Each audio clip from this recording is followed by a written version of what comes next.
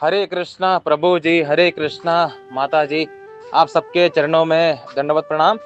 तो आज हमारे प्रिय मित्र प्रवीण प्रभु जी ने एक बहुत ही सुंदर प्रश्न पूछा।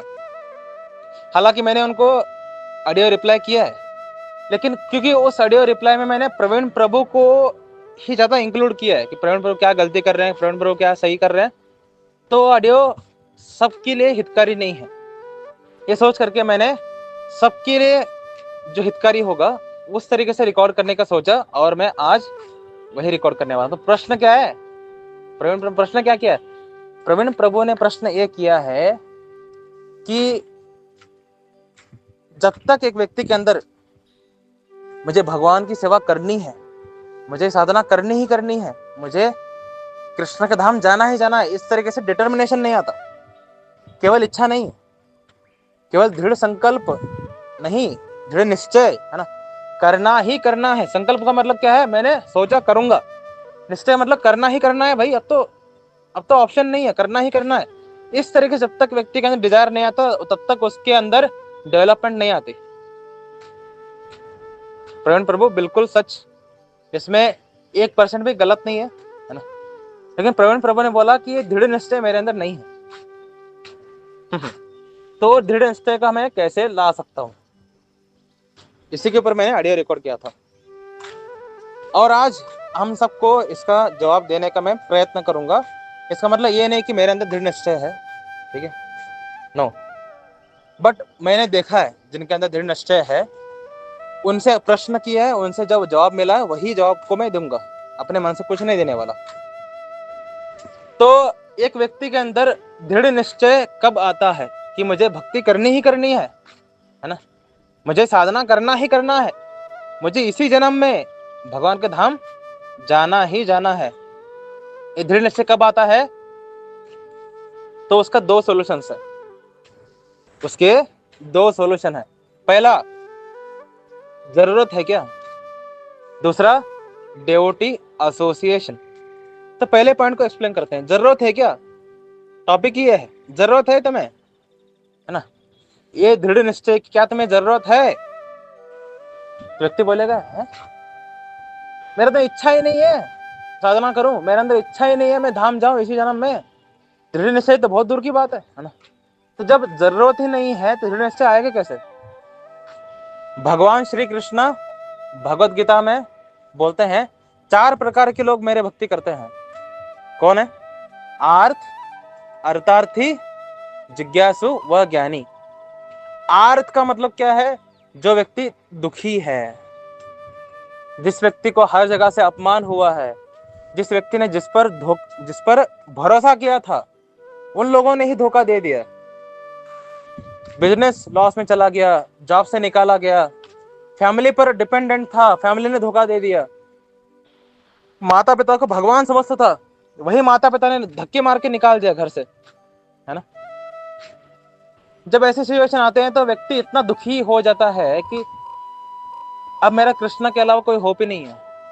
तो ऐसा व्यक्ति जो अत्यंत दुखी है ना, जो दुनिया की संसार की रियलिटी पता कर चल चुकी है उसको कि दुनिया के संसार क्या है, केवल स्वार्थी लोग हैं, है ना, केवल मुझे लूटने के लिए हैं दुनिया के लोग, है ना, केवल एक ही व्यक्ति है जो मेरे बारे में सोचता है, वो कृष्ण है। जैसे जो दुखियारी आत्मा होते हैं, वो दुखियारी आत्मा भी कृष्ण की भक्ति करते हैं। तो दुख से बाहर आना उनकी जरूरत है। यहाँ पर पॉइंट यह है, जरूरत क्या है ना?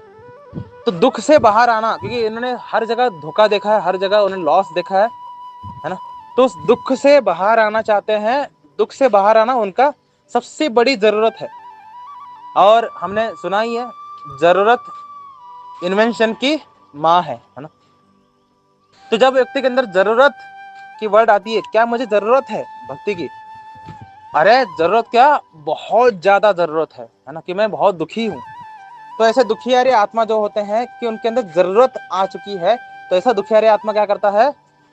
दृढ़ संकल्प करता है कि मुझे भक्ति करनी ही करनी है, और दृढ़ निश्चय के वक्त एक दिन आएगा वो, लेकिन अभी तो दृढ़ संकल्प में है। दूसरे कौन है? अर्थार्थी। अर्थार्थी मतलब जो अत्यंत गरीब है, अब गरीब का मतलब भगवत गीता में केवल पैसे से गरीब नहीं है।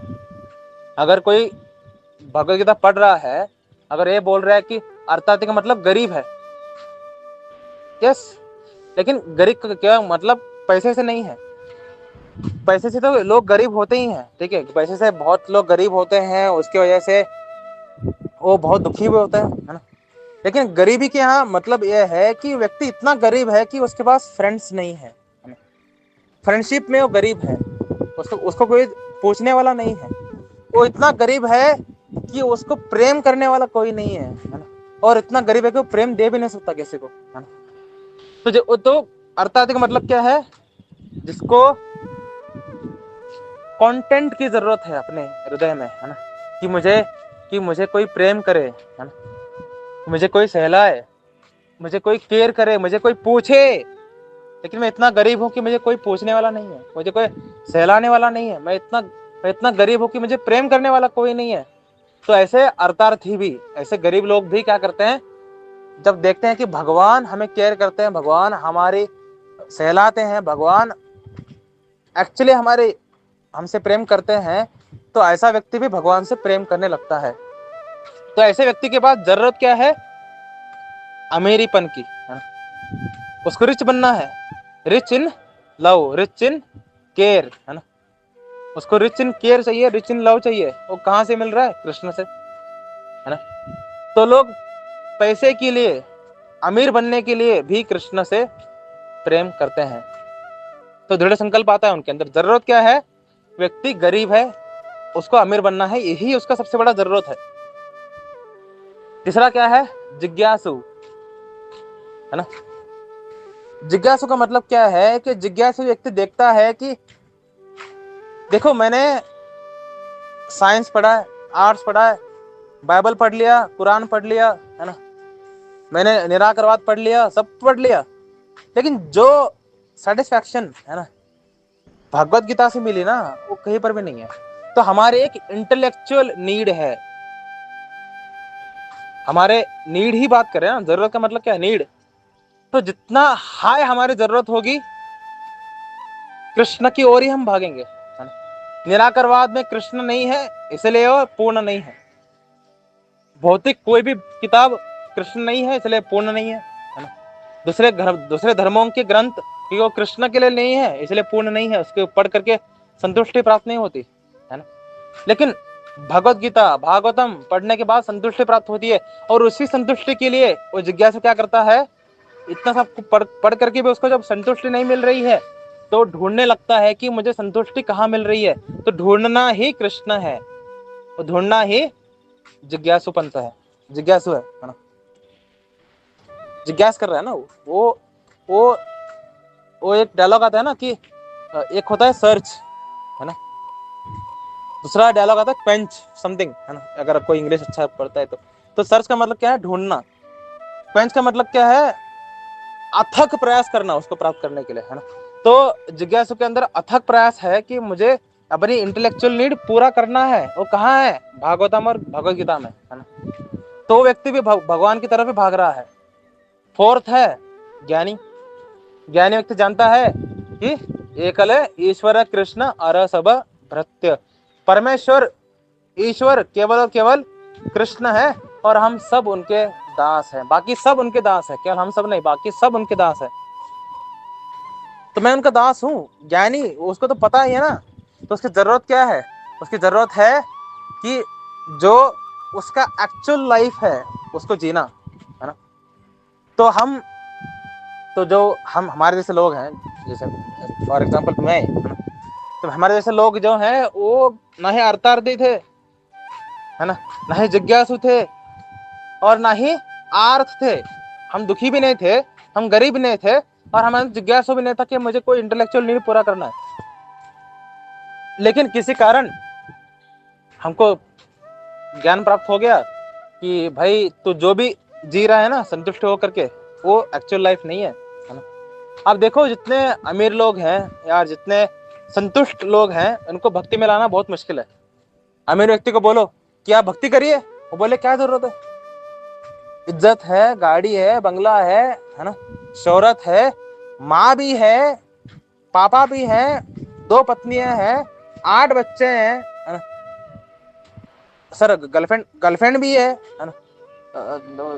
गाड़ियां भी है ना? शांति शांति भी है, शांति मेरी गर्लफ्रेंड का ही नाम है ना? संतुष्टि संतुष्टि भी है ना? लेकिन एक दिन सब खत्म हो जाएगा, पता है। पता ही है एक दिन सब खत्म हो जाएगा, जब तक है तब तक तो मजा लो उसका। तो अमीर व्यक्ति को ला ही नहीं सकते भक्ति में, है ना? वो तो पूर्ण संतुष्ट है व्यक्ति, है ना? जो अमीर है सतोगुणी है, वो संतुष्ट होता है। अमीर रजोगुणी लोग बहुत संतुष्ट नहीं होते, वो तो जलते रहते हैं अंदर, है? तो अमीर लोगों को ला ही नहीं सकते आप। जो रजोगुणी है उसको तो ला भी सकते हैं, संतुष्टि के लिए आ जा भाई, है ना? नीड है ना तुम्हारी, तो आ गया फिर से नीड, है ना? तो अमीर व्यक्ति को कैसे लाया जाता है? अमीर व्यक्ति को, जो हमारे जैसे लोग हैं जो सेटिस्फाइड थे जिंदगी में, इनको लाने का तरीका है, जो सेकंड सॉल्यूशन मैंने बोला, डेवोटी एसोसिएशन। डेवोटी एसोसिएशन, जब आप भक्तों का संग करते हैं तब आपको पता चलता है कि जो मैं लाइफ जी रहा हूँ वो एक्चुअली नरक की तरफ है ना?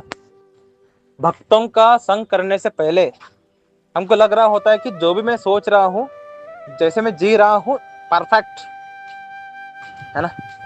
जो भी मैं सोच रहा हूँ, जैसे मैं जी रहा हूँ, जो भी मैं कर रहा हूँ, सब कुछ सही है ना? भक्तों का संग आने से ही पता चलता है कि हम जो भी कर रहे थे सब बकवास था, गलत नहीं था, बकवास था, है ना?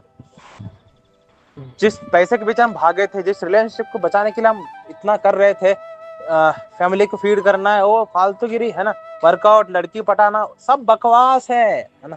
क्योंकि तुम शरीर ही नहीं हो, है ना? भक्तों के संग में आने से ही पता चलता है कि हम शरीर ही नहीं है, तो हम शरीर के लिए इतना मेहनत क्यों करें, है ना? दूसरों के शरीर को बचाने के लिए इतना मेहनत क्यों करें? जब आत्मा है तो आत्मा का नीड क्या है? भगवान की सेवा करना। तो जब आप डेवोटी के संग में आते हैं तो आपको एक्चुअल नीड पता चलता है कि मुझे कृष्ण भक्ति करना क्यों है। देखो, अल्टीमेटली दृढ़ निश्चय, दृढ़ संकल्प, जब तक आपको जरूरत क्या है ये क्लियर नहीं होता, आएगा नहीं। डिजायर हो सकती है ना? जैसे जैसे मुझे सुबह माता जी पूछ रहे थे, हिराक्षी माता जी फ्रॉम राजस्थान, कि मेरे अंदर केवल एक ही डिजायर है कि मैं कृष्ण की दर्शन करना चाहती हूँ। डांट दिया मैंने, क्या बकवास बात है ना? अगर ये आपके अंदर इच्छा होती ना, आप अभी गोलोक वृंदावन में होते, ठीक है?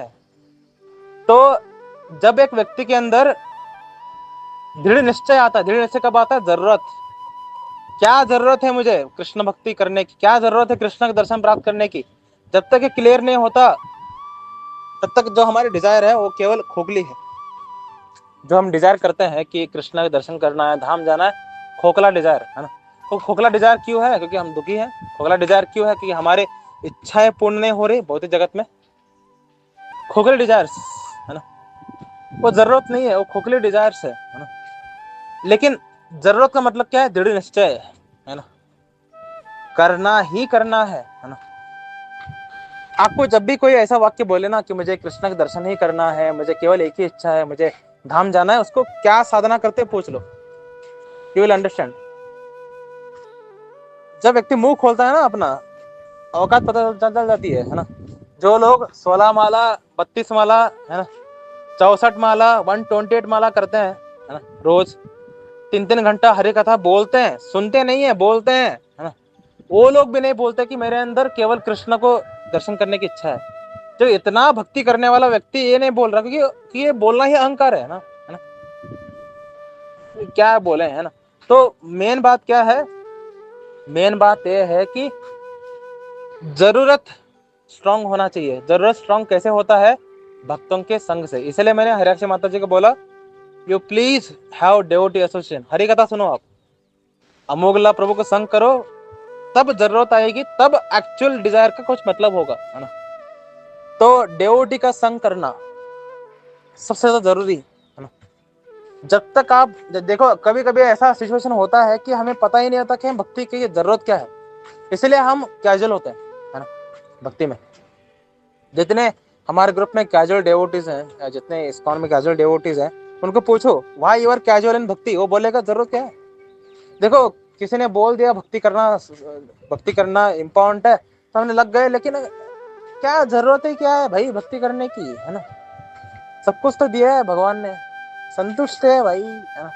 तो कैजुअलिटी क्यों है, क्योंकि जरूरत स्ट्रांग नहीं है ना। तो जरूरत स्ट्रांग कब होती है, भक्तों के संग से। लेकिन हम भक्तों का संग करना क्यों नहीं चाहते।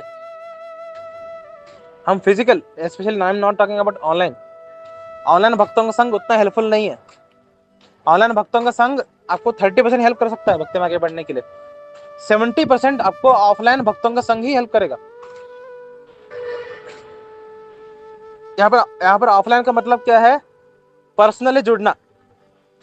अगर कोई ग्रुप में जुड़ रहा है हमारे, हम दोनों बात कर रहे हैं, कॉल कर रहे हैं, है ना, ऑडियो रिकॉर्ड कर रहे हैं, ये भी पर्सनल जुड़ाव ही है ना।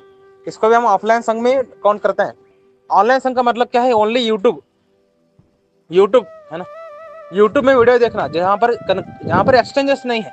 एक्चुअली ऑनलाइन का मतलब क्या है, जहाँ पर एक्सचेंजेस नहीं है। ऑफलाइन का मतलब क्या है, जहाँ पर एक्सचेंजेस है, तो चाहे व्हाट्सएप के थ्रू हो या एक्चुअल फिजिकली, है ना। जब आप एक्चुअल फिजिकली यानी एक्सचेंजेस हो रहे हैं आपके भक्तों के साथ, तभी आपका एक्चुअल ग्रोथ होता है, तभी जाके आपका एक्चुअल ग्रोथ होता है। जब तक आप भक्तों के साथ एक्सचेंजेस नहीं करते, आप प्रश्न नहीं पूछते, उनसे बात नहीं करते, उनके साथ कन्वर्सेशन नहीं करते, आपको ग्रोथ होता ही नहीं है। और इसके महारथी कौन है, हमारे आकाश प्रभु एंड इंद्रिला माता ji. Both are expert in exchanges, है ना। इसलिए उनका ग्रोथ देखो कितना स्पीडली। हमारा ग्रुप में सबसे लेट में आने वाले 2 लोग हैं, सबसे ज्यादा ग्रोथ उनका हो रहा है, बाकी का नहीं हो रहा उतना। क्यों नहीं हो रहा, एक्सचेंजेस नहीं करते, है ना।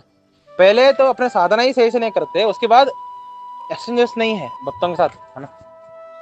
गलती है उनका, है ना। लेकिन इंद्रिला माता जन आकाश प्रभु वेरी ग्रेट, है ना, ग्रेट प्रोग्रेस, है ना।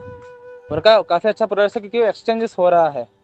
लेकिन हम ऑफलाइन भक्तों के साथ जुड़ना हमको अच्छा क्यों नहीं लगता, हमको प्रश्न पूछना, है ना, उनकी डांट को सहना क्यों अच्छा क्यों नहीं लगता, क्योंकि हमारे अंदर डर है। अब आप बोलेंगे हैं हमारे अंदर थोड़ा ना डर है। जब मैं जंगल गया था, मेरे सामने शेर आया था, शेर आने पर भी मैं नहीं डरा, मुझे देख करके शेर अपने पैंट में मूत दिया, है ना। आप बोल रहे मेरे अंदर डर है, हम किसी के लिए नहीं डरते, है ना। ये जो डायलॉग आता है ना, अगर तुम्हें बोले कि तुम्हें मौत का डर नहीं है, तो एक तो पागल है, दूसरा गोरखा है। मैं गोरखा जी से पूछता हूँ, है ना, क्या आप कृष्ण के लिए सब कुछ छोड़ने के तैयार है। बोलेगा नहीं, डर है ना, डर है ना, डर है ना। वो देश के लिए, आर्मी के लिए सब कुछ छोड़ने के तैयार है, कृष्ण के लिए नहीं छोड़ेंगे, है ना। डर है क्योंकि कृष्ण के लिए छोड़ूंगा तो इंद्रिय तृप्ति की मेरी सारे वस्तुएं चले जाएंगे, कृष्ण के लिए छोड़ूंगा तो मेरे एम्बिशंस खत्म हो जाएंगे, कृष्ण के लिए छोड़ूंगा तो इज्जत जो मैं चाहता हूँ, है ना, वो सब खत्म हो जाएगा, है ना। मैं कहीं का नहीं रहूंगा, है ना। तो व्यक्ति आ ही नहीं पाता भक्ति में, है ना। भक्तों का संग ही नहीं कर पाता, क्योंकि भक्तों का संग करने से अरे विनम्रता करना पड़ता है, सेवा करना पड़ता है, डांट खानी पड़ती है, सहना पड़ता है सब कुछ, है ना। तो भक्तों का संग नहीं करेंगे, डरेंगे अपने अपने अरे मेरा एम्बिशन का क्या होगा। देखो मैं अगर ब्रह्मचर्य आश्रम ज्वाइन कर लिया, या ब्रह्मचर्य आश्रम में जाकर के मैं रहने लगा कि प्रभु 7 दिन के लिए रहूंगा, मुझे थोड़ा आश्वासन चाहिए भक्तों का। 7 दिन में ऐसा दिमाग घुमा दिया भक्तों ने कि ब्रह्मचारी बन गया हो, है ना। हेयर स्टाइल, लाइफ स्टाइल सब कुछ चेंज, है ना। उसके एम्बिशन थे, उनके माता पिता के एम्बिशन थे कि ये व्यक्ति जाके इंजीनियर बनेगा और और इडली सांभर बेचेगा रेडी में, है ना। इंजीनियर बन के यही तो करते हैं लोग, है ना। इंजीनियर बनते हैं और डोसा बेचते हैं, ठीक है। तो इनका इनका माँ बाप का सपना था कि एक दिन मेरा बेटा इंजीनियर बनेगा और चप्पल साफ करेगा, है ना। अब इनका एम्बिशन खत्म हो गया, वो तो व्यक्ति जाकर कृष्ण कथा कर रहा है भाई, गंजा होकर के, है ना। तो डर है, डर है, खोने का डर है, अपने एंजॉयमेंट को छोड़ने का डर है ना, इंद्रिय तृप्ति को छोड़ने का डर है। और ये डर की वजह से व्यक्ति भक्तों का संग नहीं कर पाते, क्योंकि भक्तों का संग बहुत डेडली है। आपने साइनाइड के बारे में सुना है ना? साइनाइड का एक बहुत ही जहरीली विष है। अगर साइनाइड का एक बूंद भी अगर आपने पी लिया ना, आपका शरीर जल जाएगा पूरा, इतना विषैला होता है ना। भक्तों का संग भी ऐसा ही विषैला है। साइनाइड मुंह से ऐसे विष विष उगलते हैं सबके ऊपर, उस विष से हमारी सारी भौतिक इच्छाएं जल जाती है। एक्चुअली भक्तों का संग करने से डरना भी चाहिए। ये जो डर है ना भौतिक भौतिक लोगों के अंदर, ये डर सही भी है। ये बहुत डेंजरस होते हैं भक्त। आपको बस लगता है ये सात्विक व्यक्ति है, नॉनवेज नहीं खाता है ना, किसी को हार्म नहीं करता, बढ़िया है भाई। अरे भाई है ना, आतंकवादी से भी ज्यादा डेंजरस भक्त होते हैं है ना, कहीं क्या नहीं छोड़ते ये है ना। ठीक है, भक्त इतने डेंजरस होते हैं, इनके हाथ में हमेशा एक तलवार रहता है। तलवार बोलता हूं मैं तो, हाँ तलवार रहता है हमेशा एक हाथ में। जैसे ही कोई आता है उसकी इच्छाएं लेते हैं, काट देते हैं उसको है ना। खतरनाक लोग हैं। ठीक है, भक्त हमेशा अपनी जबान में विष लेके घूमता है, हाथ में खंजर लेके घूमता है। उसके हमेशा हमेशा उनके मुंह में हाथ में ये दो वेपन्स होते ही हैं।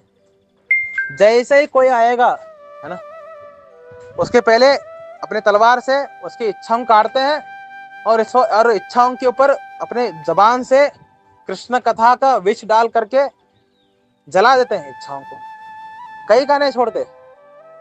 हमारे हमारे हमारे राधा रानी ने भी कितना निंदा की है भक्तों की। ये कृष्ण भक्त कसाई है, कसाई, इनका संग मत करो तुम लोग, कहीं का नहीं छोड़ते ये है ना।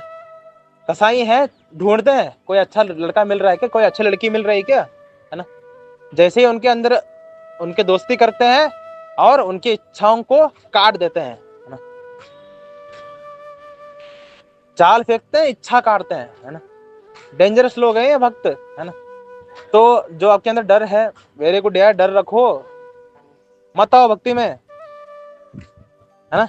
अरे बहुत जन्म है अभी है ना, मस्त जियो, कटो पिटो है ना, साधारण जन्म बिताओ आराम से है ना। भक्ति में आने की जरूरत क्या है ना। भक्तों का संग मत करो भाई, है नहीं, वेरी डेंजरस। ठीक है, भक्तों का संग करोगे आपका संगति खत्म हो जाएगा है ना। हमारे सनातन 6 गोस्वामी में से कोई एक गोस्वामी बोलते हैं कि अगर किसी के अंदर मेरे बहुत सारे गर्लफ्रेंड्स हो, मैं जीवन जीऊं, मैं अच्छे से जिंदगी बिताऊं, ऐसी इच्छा है, उन गोपीनाथ की दर्शन मत करना। देखो सारे भक्त बोल रहे हैं है ना, भगवान के दर्शन मत करना, भक्तों का संग मत करना। क्यों क्यों, उनको पता है ना, उन्होंने एक गलती की, उन्होंने संग कर लिया, सत्यानाश हो गया उनका जिंदगी का है ना। कितने अच्छे मर रहे थे, कितने अच्छे चप्पल से उनको लोग तोड़ रहे थे है ना, कितना अच्छा जीवन में दुख अनुभव कर रहे थे है ना, जीवन में कितना अच्छा चल रहा था सब कुछ है ना, हर जगह धोखा मिल रही है, हर कोई उनको लूट रहा है, कितने मजे थे जिंदगी के है ना। ये सब मजे छोड़ करके है ना अब सबको सम्मान करते फिरते हैं, उनको हर जगह से सम्मान मिलता है, हर किसी को प्रभु जी माता जी बोलते हैं। वहां बाहर तो लड़कियों को है ना सब लोग लाइन मारते हैं है ना, सारे लड़के उनको तो वस्तु के रूप में देखते हैं है ना, उनको बहुत अच्छा लगता था है ना, वस्तु के रूप में देखो, मेरा भोग करो है ना, मुझे लूटो है ना, बर्बाद करो मुझे, उनको इतना आनंद मिल रहा था। वो छोड़ करके यहाँ पर माता जी सुनना पड़ रहा है, इतना रिस्पेक्ट है ना, इतना रिस्पेक्ट है।